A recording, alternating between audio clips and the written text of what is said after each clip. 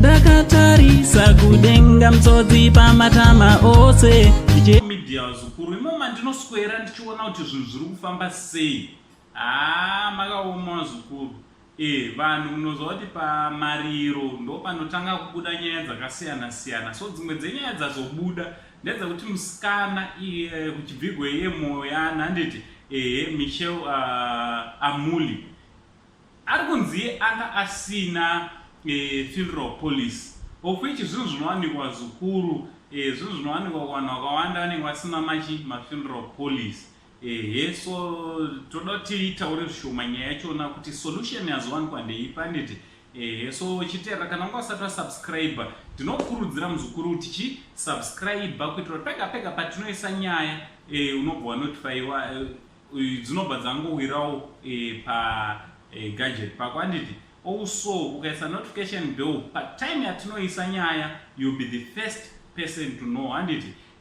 So teerai, pane nyaya dziri kutenderera dzekuti musikana anga asina funeral police, vamwewo vari kutiwo hama dzaGinimbi ndo dziri kufanira kudi dziri kufanira kusponsor rufu rwaMoyana. Dzimwe nyaya dziri kutendera mastreets echi social media. Asi inini ndobva ndazonetseka manje kuti ko vanhu vanogoti hama dzaGinimbi Genius Kadunguri ndo vari kufanira kunge vari vanosponsa rufu rwaMoyana. Why? Because chinhu chinonzi nhamoka hapana anochitarisira vazukuru, hapana munhu angaronga kuti zvoni munhu anga ari anofa tese kana kuti ari mumotikari mangu. Hakuna munhu anoronga kudaro handiti.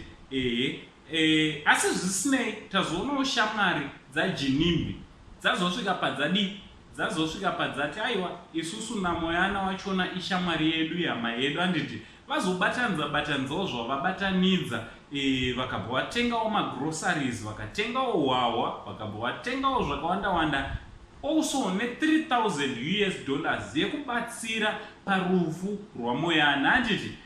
Because rufu rwachona ruri kusuitirwa panzvimbo imwe chete, dzotori ndufu dzakasiyana kumba kwana Moyana nekumba kwana Genius handiti.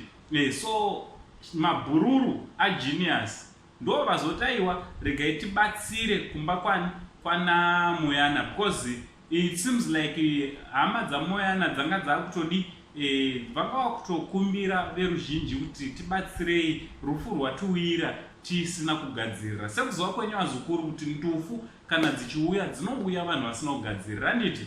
So ndichida kumbira vese vari kubatsira vane zvavari kuita, vari kuenda vachinobata maoko kudzindufu dzatinadzo handiti.